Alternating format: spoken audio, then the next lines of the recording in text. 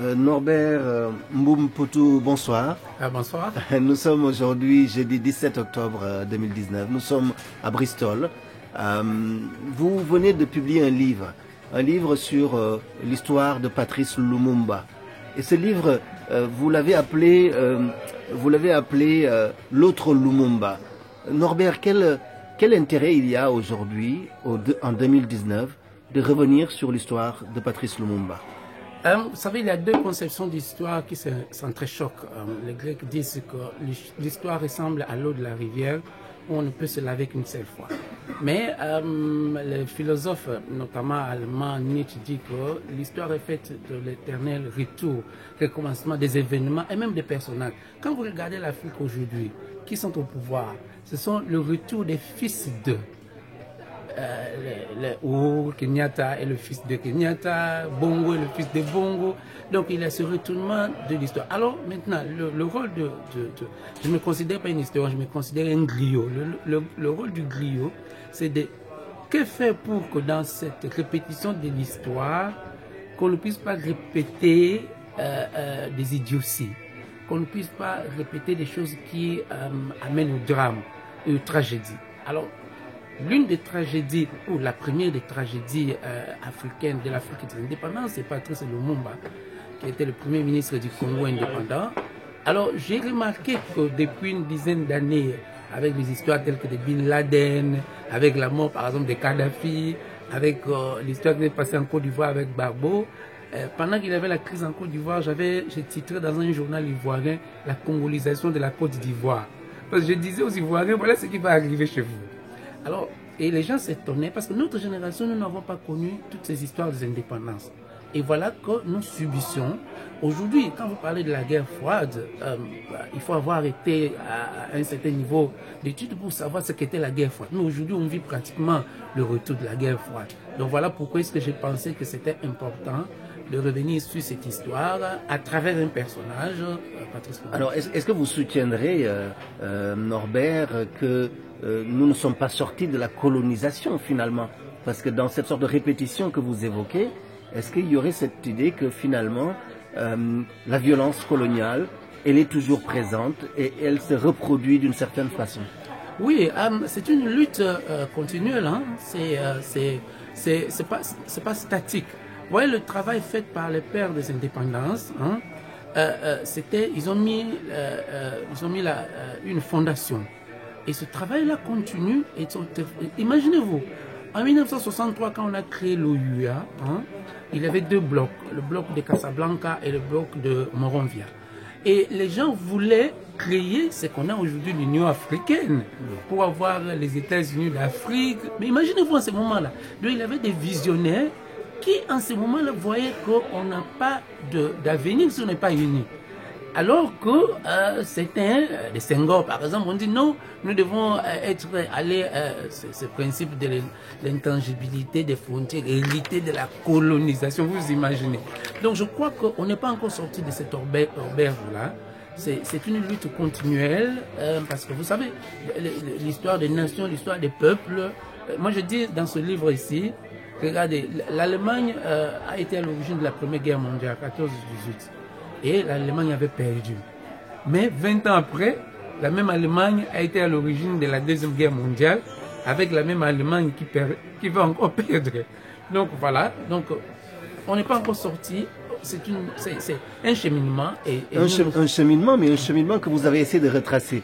Je regardais votre livre, c'est un livre qui fait presque 750 pages. C'est beaucoup pour un homme comme Patrice Lumumba, qui a été tué très jeune finalement. Qu'est-ce que vous racontez dans ce livre? Il a été tué à 36 ans, il a été Premier ministre du Congo pendant 2 mois, mort 6 mois après. En fait, à travers Patrice Lumumba, j'essaie de voir les autres Patrice Lumumba de son époque. Et puis, il y a surtout quelque chose d'important, c'est le contexte. Ce contexte-là de la fameuse guerre froide du Congo, là où je suis originaire, qui était la ligne de front de la guerre froide. Juste avant de venir ici, je lisais encore un article. Vous savez qu'on a eu un accident d'avion d'un Antonov russe chez nous. Et il y a un article qui est sorti maintenant dans un journal britannique qui dit qu'il se pose la question si deux vendeurs d'armes russes, propriétaires de cet avion-là, s'ils n'étaient pas dans cet avion-là.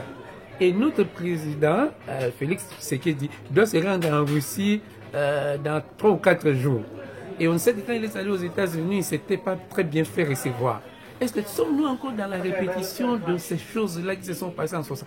Donc voilà, cet intérêt-là que moi je dis que nous avons ce flux d'informations, ce paquet d'informations qu'il faut mettre à la disposition de notre génération, les enfants des indépendances, pour que, en fait, pour qu'on ne puisse pas nous mettre les doigts dans les yeux avec les yeux grandement ouverts. Justement, expliquons.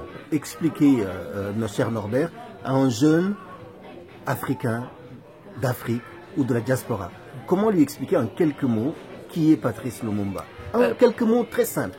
Très simple. Patrice Lumumba, c'était le premier ministre du Congo indépendant. Mais ce qui est important pour Patrice Lumumba, c'est qu'il était un anticolonialiste d'esprit. C'est quelqu'un qui, vous voyez, il avait 30 ans en ce moment-là. Et tous ces pères d'indépendance en ce moment qui avaient ces années-là, pendant ces années-là, ils avaient une certaine indépendance d'esprit. Surtout, ils avaient aussi une certaine ouverture. Parce que n'oubliez pas qu'il était l'ami d'Nkrumah, il était l'ami de Sékou Touré, il avait comme conseiller Frantz Fanon. C'est des gens qui, avant la mondialisation que nous on vit aujourd'hui, ils vivaient déjà cette mondialisation. Ils avaient compris que sans être unis, on ne va pas avoir de victoire. Alors lui, Patrice Lumumba, le jour de l'indépendance, il a fait un discours anticolonialiste. Parce que on a eu 2 discours. Certains disent que c'est ce discours qui lui aura valu d'ailleurs sa perte. C'est comme on dit un casus belli. C'est-à-dire que il avait déjà des appréhensions contre lui. On pensait que... Parce que n'oubliez pas, comme je dis, on est pendant la guerre froide. Et pendant la guerre froide, c'est-à-dire qu'il faut chercher les ennemis de l'autre. Il faut chercher et il faut trouver qui est pour les Russes ou qui est pour les Américains. Et comme c'est des Américains qui étaient au Congo, il devait retrouver quelqu'un à qui il devait mettre l'étiquette des communistes. Et Patrice Lumumba, malheureusement, à cause de son indépendance d'esprit, on lui a collé cette étiquette de communiste. Donc, et lui, à l'indépendance, qu'est-ce qui va se passer? Il va trouver que, mais on doit tout de même dire la vérité. La vérité, c'est qu'on a souffert pendant la colonisation. C'est un peu le discours, je compare dans le livre le discours de Lumumba du 30 juin avec le discours sur le colonialisme d'Aimé Césaire. C'est-à-dire qu'il y a des choses qu'il faut tout de même dire. On a souffert.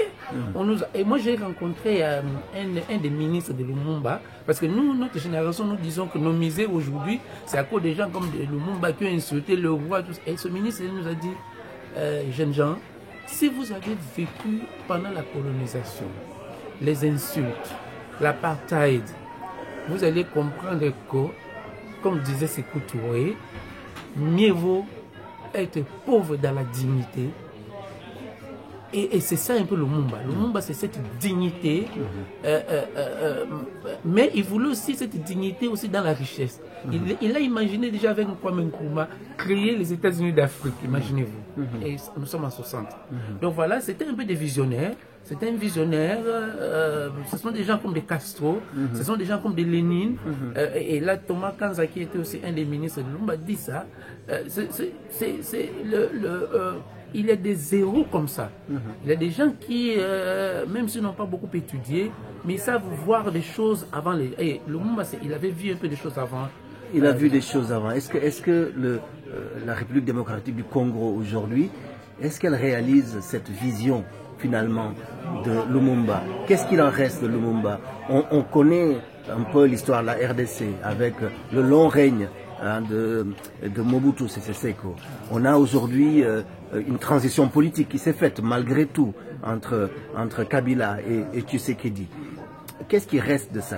Cette pensée de Lumumba, cette vision, est-ce que vous pensez qu'aujourd'hui elle mobilise encore l'intelligentsia, mais aussi elle mobilise les acteurs politiques? Non. Ce qui m'a poussé à écrire ce livre ici, c'est l'arrivée de Laurent Désiré Kabila, qui était un lumumbiste, pour chasser Mobutu après 32 ans de pouvoir.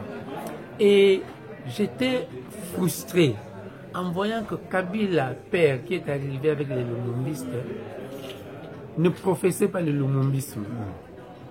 Et ce vide-là m'a poussé à dire, mais il faut écrire quelque chose. Parce que je posais seulement une simple question. Tous nous savons, je parlais par exemple du discours de Lumumba, ou de sa lettre à son épouse Pauline, disant que l'Afrique doit écrire son histoire. Je posais la question à tous les Lumumbistes que j'ai rencontrés en 97 quand on a eu le changement de régime. Si quelqu'un avait le texte du discours de Lumumba, ou bien le texte de la lettre de Lumumba à Pauline, je n'avais jamais vu ce texte-là. Alors je me suis dit, il y a un problème. Quand les Lumumbistes ne savent pas nous montrer ne fût-ce que les textes de Lumumba, donc il y a un problème.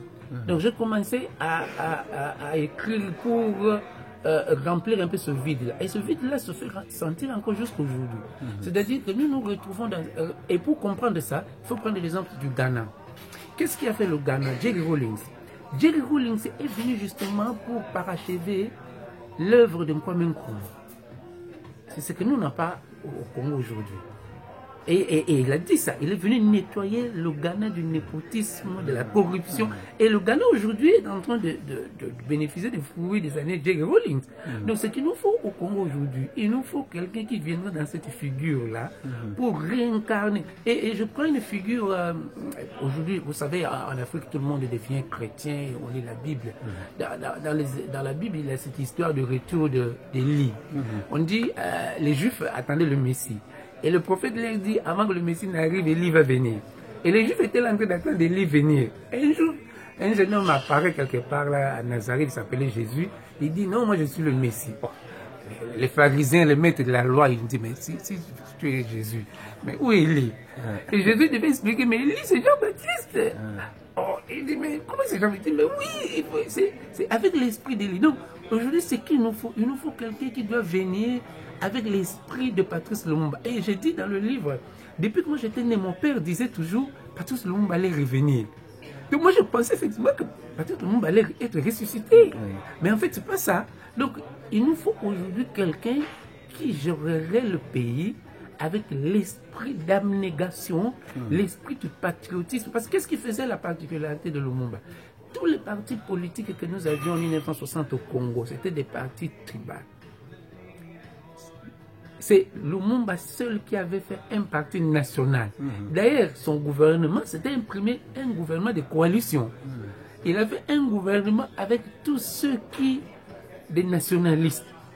Et il a dit, nous devons penser l'Afrique et le Congo en dehors de nos tribus. Donc voilà, et ça aujourd'hui on n'a pas. On n'a pas. En tout cas, ce qu'on a, c'est votre livre, Norbert Mpoutou, mais on vous appelle aussi Norbert X. Dites-moi d'ailleurs, pourquoi on vous appelle Norbert X? Disons, pour la petite histoire, je n'ai pas de nom de famille. Parce que chez nous, Mbou, je suis de la tribu Sakata dans le Maïndom et dans le Bandundu. Mbou, c'est le premier des jumeaux. Mbou Ombo, c'est le premier des jumeaux. Le second s'appelle Mpia. Et Mpoutou, c'est le fils qui vient après le jumeau, fille ou garçon. Donc je suis les deux. Alors mes amis, pour se moquer de moi, ils m'appelaient X, donc je n'ai pas de nom. Alors vous comprenez toute la difficulté, quel nom est-ce que je dois donner à mes enfants. Oui. Donc à mes enfants, je leur ai créé un nom, j'ai mis les deux noms ensemble, Mpoutou, sans trait d'union, ça donne l'impression alpha et l'oméga. Donc c'est comme ça que, parce que je n'avais pas de nom propre. Et ça renvoie aussi à Norbert X, Malcolm X, à toute cette diaspora qui est obligée de se réinventer. Philosophiquement, je dois me réinventer.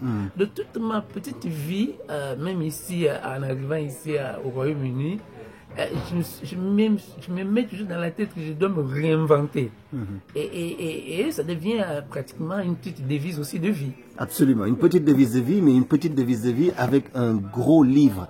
Ce gros livre, c'est celui-ci, L'autre Lumumba. C'est un livre de 750 pages, écrit par Norbert X Mpoutou. J'étais vraiment très honoré de vous rencontrer ici à Bristol. Et puis de découvrir ce travail que vous faites. Je pense que les générations actuelles et futures ont avec votre travail effectivement de la matière. Et puis j'étais content quand vous avez parlé hier à l'université, vous avez rappelé ces serments de... du Bois Caïman. Oui, ce texte qui, parce que lorsqu'on parle par exemple de la Déclaration universelle des droits de l'homme, oui, la charte du Mandela. La charte du Mandela, je mentionne ça là. Absolument. Parce que ça, ce sont des choses, effectivement, on ne nous a pas appris ça à l'école qu'il avait une charte de Mandela. Absolument. Je raconte par exemple l'histoire dans la résistance, parce que là, il y a la résistance. Je raconte l'histoire des femmes d'Ender au Sénégal. Absolument. Imaginez-vous ces femmes-là qui ont résisté contre l'islam. Et ça, c'était des femmes, on n'en parle pas. Absolument. Et tout le travail que vous faites aussi pour ces mémoires, voilà, je suis un peu sur votre aspect. Merci beaucoup. Merci Norbert X.